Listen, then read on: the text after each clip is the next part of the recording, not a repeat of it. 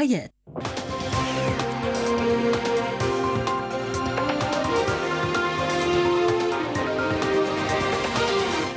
Ladies and gentlemen, hello and welcome to our English news edition coming to you from Canal, Algérie. I'm your host, Maysa Doumas. The headlines. The national football team coach Jamal Belmadi reveals the full squad list for the African Cup of Nations 2021 organized in Cameroon.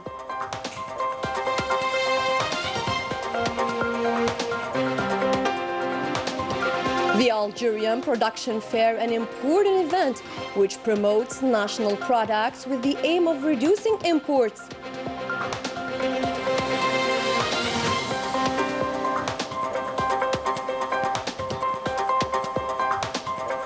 The railroad, which links Bachar and Tindouf provinces, has an essential impact on development both on the local and national level.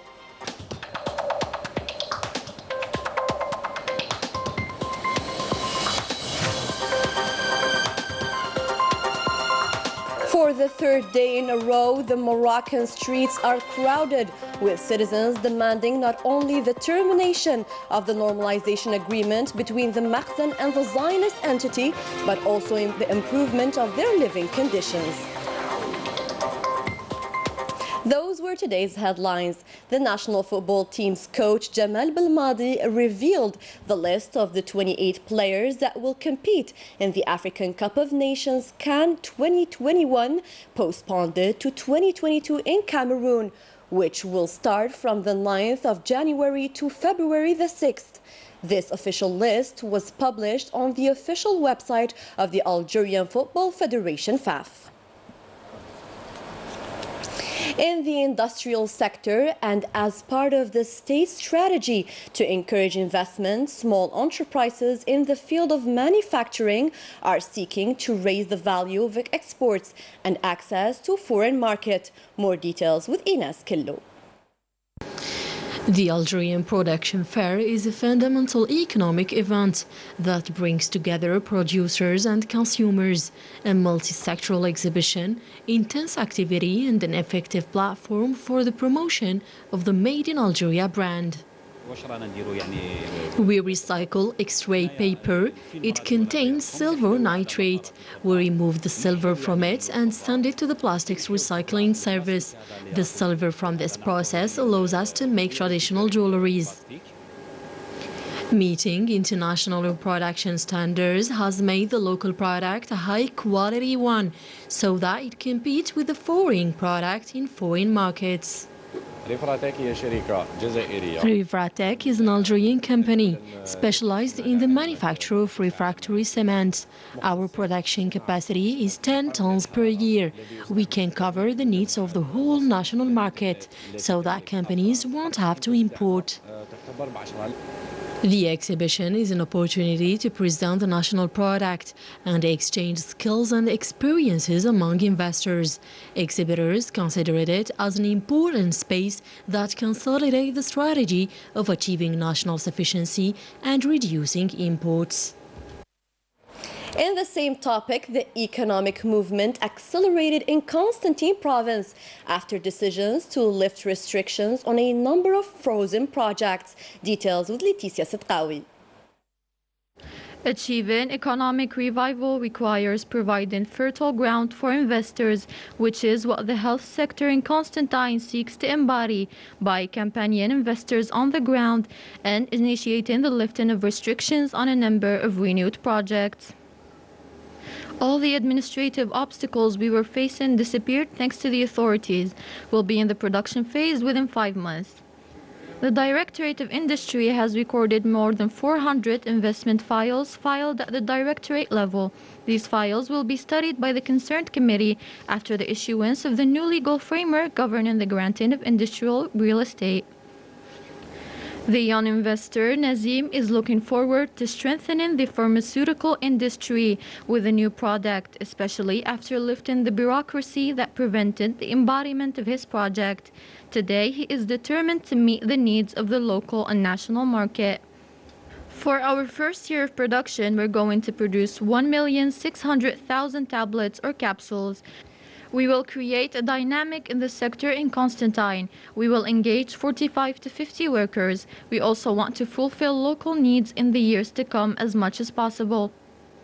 Local authorities in the state continue their efforts to encourage investors, especially after the retrieval of more than 170 new real estate vessels, concessions for investment, that will allow the creation of the right space for the economic trader. To facilitate the transportation of goods and merchandise, the railway project linking Bashar and Tindouf provinces is vital for speeding up the local and national development process. More details with Rania Al-Bahri. Transporting goods and fuels by land in the Algerian desert roads passing through Bashar province isn't an easy task. One of the proposed solutions to alleviate pressure and facilitate the transportation of goods to and from the southern provinces, especially the border ones, is the railways, as it has lowest cost.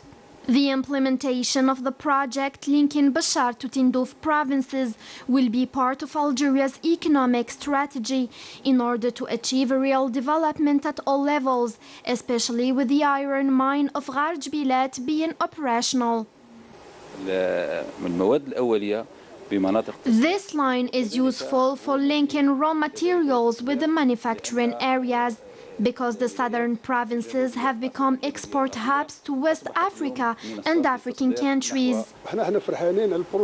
We are very happy for this project, and we are here to help to develop our country in all levels. It's a project of great economic and social importance for the benefit of Algeria and its citizens. To COVID-19 updates now, 375 new confirmed cases of coronavirus, 193 patients recovered, and 8 new deaths were recorded in the past 24 hours in Algeria, according to the Health Ministry. 278,000 cases of COVID-19 were recorded around the world, while 5 million deaths were registered. Experts are expressing or stressing the necessity of a third dose to help curb the spread of the virus. The details with Mirisa Kabash. Worrisome news have been reported worldwide as numbers of COVID-19 cases keep rising, despite efforts spent and means deployed to control such surges. Both Italy and Spain reinstated the mandatory wearing of face masks in public due to the upsurge in COVID-19 contagion reports. The United Kingdom, for its part, has lately recorded more than 10,000 new cases of COVID-19, 50% of which were hospitalized. In France, no less than 90,000 cases were reported within 24 hours, a number that has never been heard of since the outbreak of the pandemic. Both material and human resources keep being mobilized to fight the latest coronavirus variant Omicron, which, according to experts, has been shown to have a low cure rate. As for vaccines, the pharmaceutical company AstraZeneca has been stressing the necessity for a third dose to be fully immunized against the new Omicron variant. The World Health Organization, for its part, affirmed during a conference held in Geneva that no country can overcome this pandemic with inoculating more vaccine doses, as this latter can't ensure that life will go back to the way it used to be. The Moroccan streets are overcrowded day and night by the determined citizens who want to make their voice heard. Thousands of university students demand the improvement of their study and living conditions. More details with Rania Al-Bahri. After the demonstrations organized on Wednesday in various Moroccan cities against the normalization with the Zionist entity, the repressions continue for the third day in a row. Demonstrators are determined more than ever to maintain the pressure and stay mobilized day and night. We, as conscious Moroccans living in the middle of the year 2021, we cannot accept the normalization agreement. We are the sons and grandsons of Abdel Karim al-Khattabi. We absolutely reject normalization. The protection and military cooperation between the Zionist entity and the Makhzen regime will be terminated because the Moroccan people can't accept this. Thousands of demonstrators in 40 Moroccan cities took the streets to denounce the normalization and military cooperation agreements on the occasion of the first anniversary of the normalization agreement with the Zionist entity.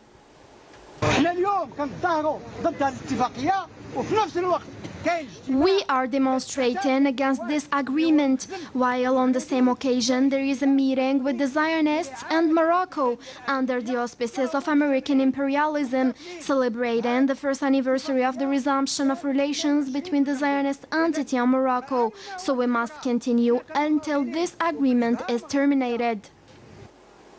All the classes of the Moroccan society, including students from several universities of the country, denounced the arbitrary decisions in the field of education and living conditions, difficulties experienced by the Moroccan people. The head of the Sahrawi Arab Democratic Republic, Brahim Ghali, visited the refugee camps in Samarra. He was accompanied by the Sahrawi Prime Minister. Brahim Ghali called for a high sense of responsibility to face all the challenges resulted by the status quo and adapt to the latest political military developments. The Libyan presidential elections are scheduled for January 24, 2022.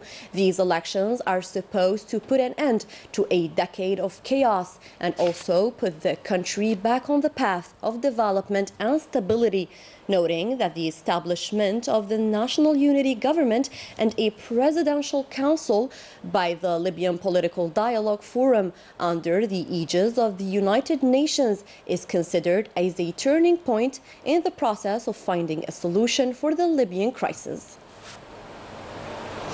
The Hogar Mountains in Tamanrasset province, known for being the home to one of Algeria's highest peaks.